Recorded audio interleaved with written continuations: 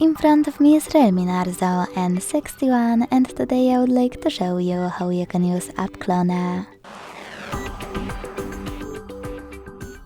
Begin by launching Settings and clicking on Apps.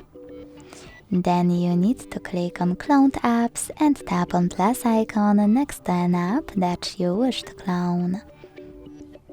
Then go back to check it out. As you can see, my app was successfully cloned.